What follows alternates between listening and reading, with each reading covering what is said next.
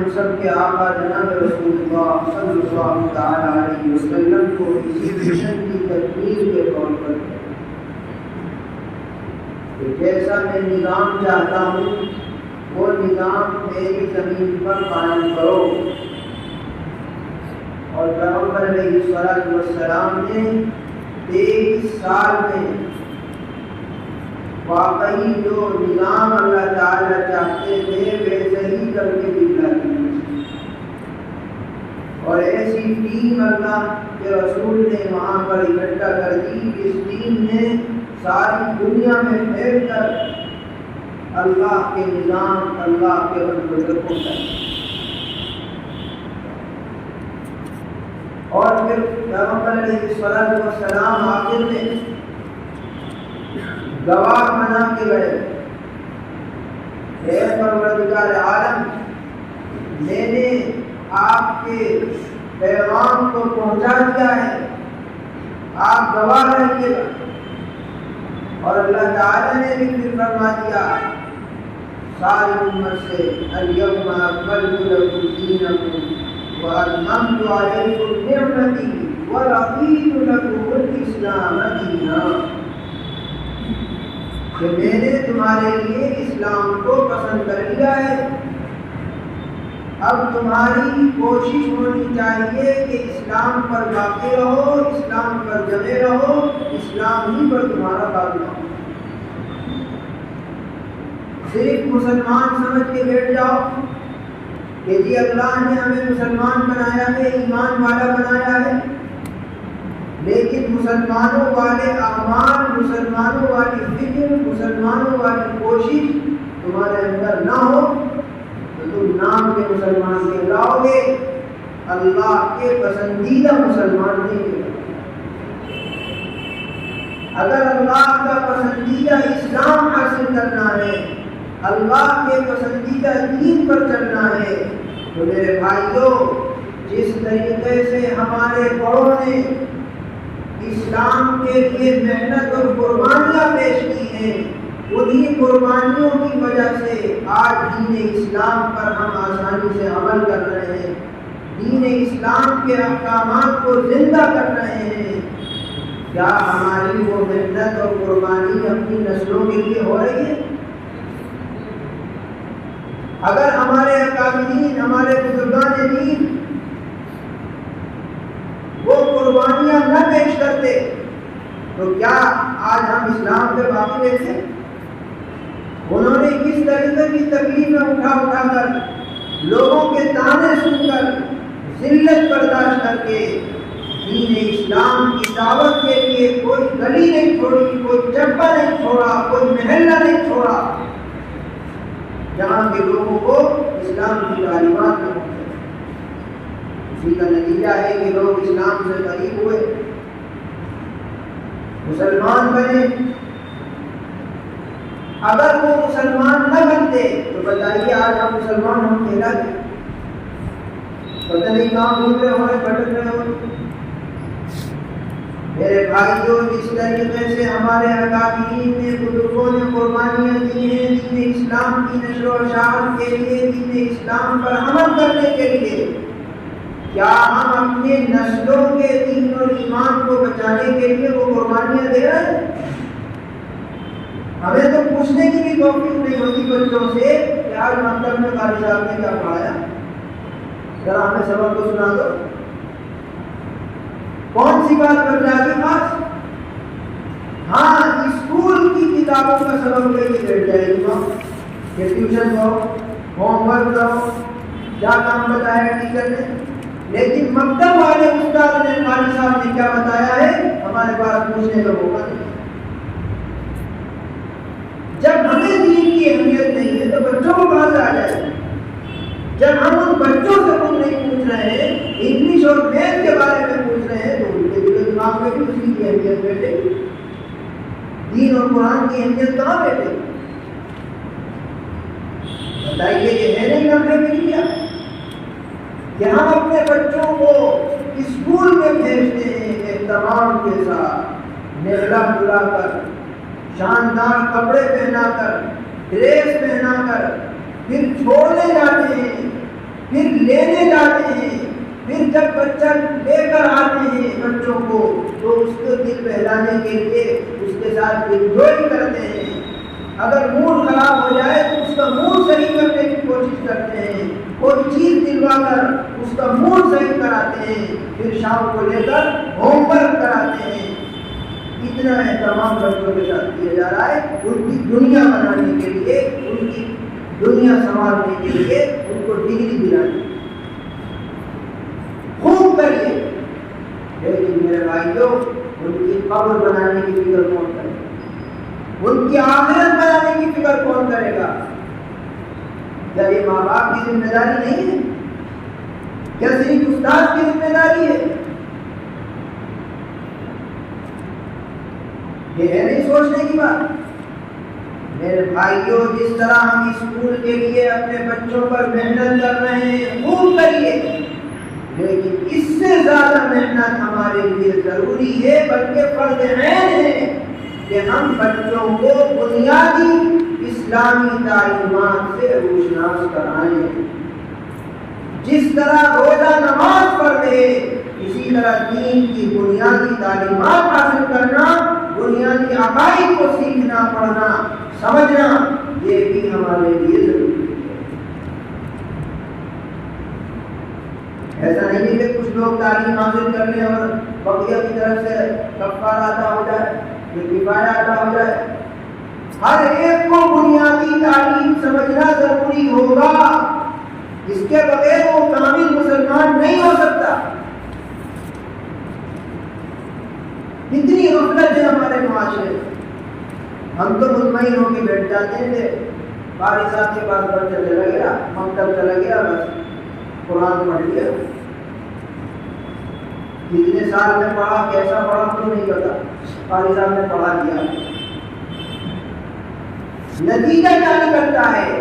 صرف قرآن کریم بچہ پڑھ لیتا ہے, جو دینی عقائد, احادیث اور دعاؤں کی اہمیت ہوتی ہے وہ بچہ نہیں پڑھتا. جب پڑھ لیتا ہے تو چند چیزیں سیکھ لیتا ہے, اور اس میں بھی کتنی چھٹیاں ہوتی ہیں مکتب میں. کیا آج نانی کے یہاں جا رہے ہیں, آج فلاں کے یہاں جا رہے ہیں. اسکول میں کوئی چھٹی نہیں ہوگی لیکن مکتب بھیجنے میں ہر روز آ جائے. تو اس سے صاف معلوم ہوتا ہے کہ ہمارے معاشرے میں جو اہمیت اسکولی تعلیم کو دی جا رہی ہے, مکتب کی تعلیم کو اہمیت نہیں دی. ہم نے گجرات میں دیکھا اور ماشاءاللہ ایسی شاندار فضا وہاں پر بنی ہوئی ہے. مائیں اسکول جانے سے پہلے بچے کو مکتب کی ڈریس پہنانی ہے اور مکتب کی کتاب لے کر خود بچے کو مکتب چھوڑنے جاتی ہے. پھر بچہ 1 گھنٹہ مکتب پڑھ کر فوراً گھر آتا ہے اور اسکول کی ڈریس پہن کر فوراً اسکول جاتا ہے. اور پھر شام میں اسکول سے آیا, کچھ دیر آرام کیا, اب مغرب بعد پھر مکتب لے جانا اور وہی ڈریس پہن کر باقاعدہ چھوڑنے بھی جائیں گے اور لے کر بھی. نتیجہ کیا ہوا اس کا؟ آج گجرات کا ایک بچہ جو مکتب سے جڑا ہوا تھا وہ دنیا کے کسی بھی علاقے میں پہنچ گیا تجارت کے اعتبار سے, لیکن وہ اپنے دین پر, ایمان پر, قرآن پر قائم ہے. کہیں پر اس نے کوئی ضرورت نہیں. پوری دنیا میں آپ کو گجراتی ملے اور جہاں گجراتی پہنچ جاتے ہیں سب سے پہلے مسجد کا نظام قائم کرتے ہیں اور اپنے بچوں کو بھی مکتب سے جوڑتے ہیں اور اپنوں کی مسجد سے جوڑ کر کام کرتے ہیں. ہمارے یہاں کوئی پوچھنے والے نہیں, مطلب ساری ذمہ داری قاری صاحب کا ہے. اگر بچہ نہیں آ رہا تو شکایت بھی قاری صاحب سے کریں گے, ذرا اس کو بلا لو. ماں باپ کی کیا ذمہ داری ہے؟ یاد رکھیے جب تک ہم خود دلچسپی نہیں لیں گے اپنے بچے کی دینی تعلیم کے لیے, استاد بھی کچھ نہیں کر سکتا, مدرسے والے بھی کچھ نہیں کر سکتے جب تک ماں باپ کو توجہ نہیں. کتنی غفلت پائی جا رہی ہے. اور ہم نہیں ہو کے بیٹھے ہیں کہ مطلب میں جو جا رہا ہے قرآن کریم پڑھا.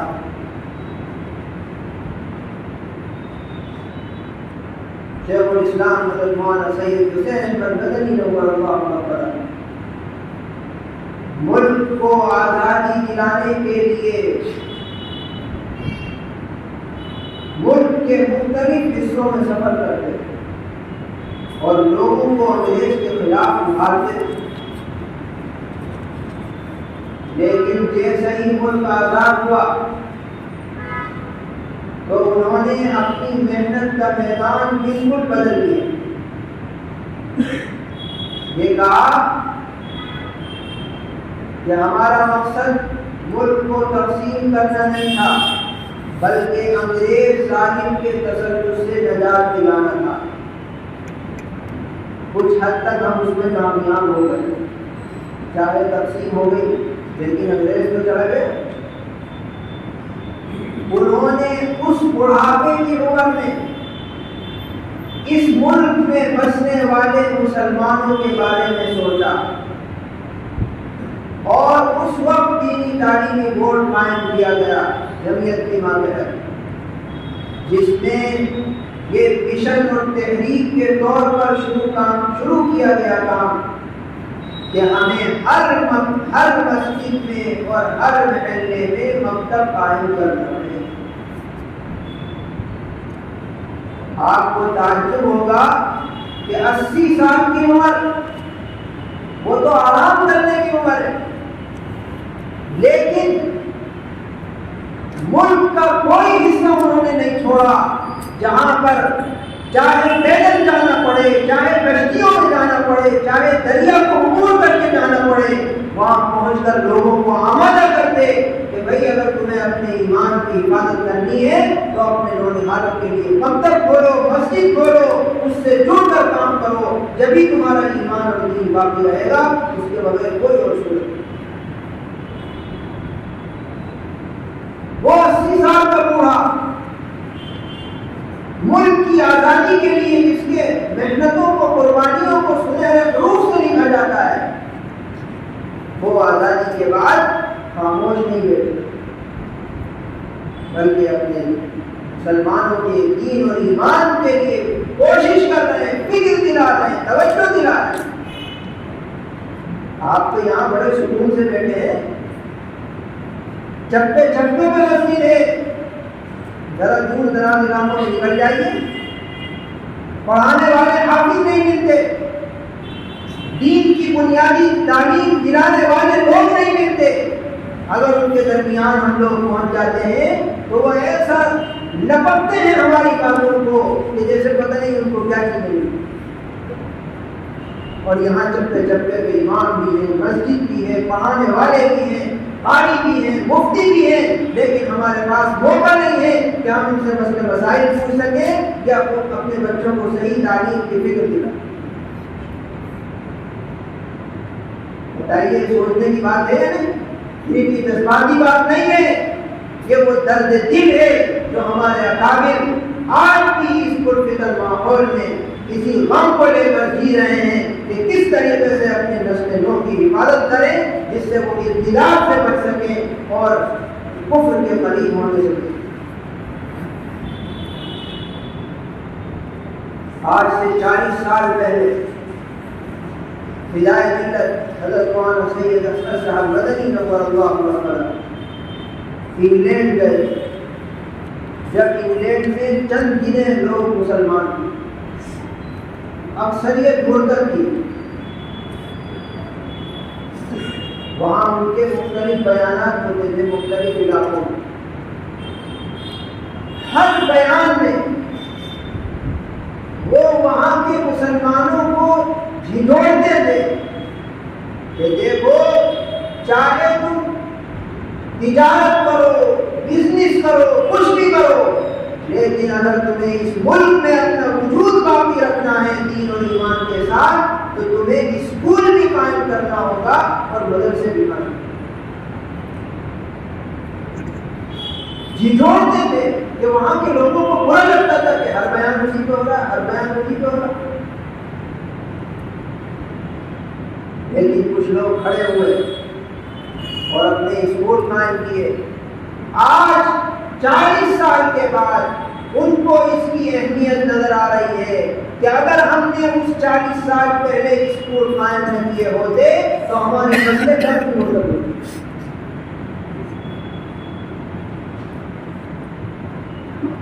میرے بھائیوں، اپنے علماء کی فکر کریں، اپنے اکابرین کی قدر کریں کہ کتنا آسان نظام ہمیں ہر موقع پر دیتے رہتے ہیں، ہر وقت رہنمائی کرتے رہتے ہیں، تاکہ ہمارے مسلمان اپنے ایمان کی خود بھی حفاظت کر سکیں اور اپنی نسل نو کے بھی ایمان کی اور دین کے قرآن کی حفاظت کریں.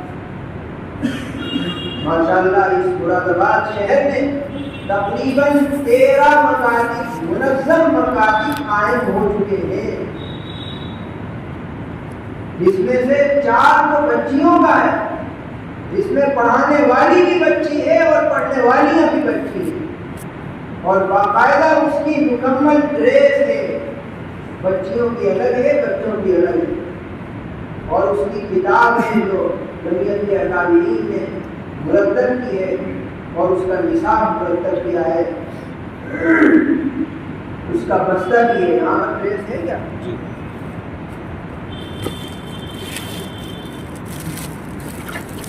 یہ جو ڈریس اور بستے کا نظام بنایا گیا یہ صرف بچوں کے دل میں اہمیت دکھانے کے لیے. اسکول کی طرح کمائی مقصد نہیں ہے. جیسے اسکول والے کتابیں لا دیتے ہیں اور ڈریس ہزاروں کی دیتے ہیں، صرف بچوں کو دینی تعلیم کی اہمیت دلانے کے لیے اس طرح کی ڈریس قائم کی. کرتا پجامہ. اب سب بچے ایک ساتھ مسجد میں پڑھنے آئے اور سب ایک ساتھ نکل کے جائیں، کتنا اچھا ماحول رہے گا. اور بچوں کو بھی اہمیت ہوگی کہ ہماری ڈریس اس کی الگ ہے، بستہ الگ ہے، کتاب الگ ہے، آئی کارڈ بھی ہے اس کے ساتھ.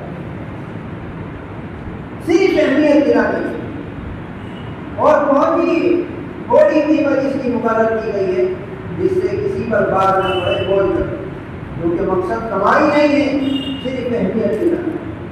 اور پھر اس کے ساتھ ساتھ ہمارے مکاتب میں فیس کا بھی نظام ہے. 200 روپے فیس ماہانہ، اور جو مکاتب صبح سے شام تک چل رہے ہیں جن میں حفظ کے بچے بھی ہیں ان کی فیس رکھی گئی ہے 500 روپے. بتائیے 200 روپے مہینے میں دینا بھاری پڑے گا، لیکن ہمارے مکاتب میں 50 روپے دینا بھی بھاری پڑتا ہے.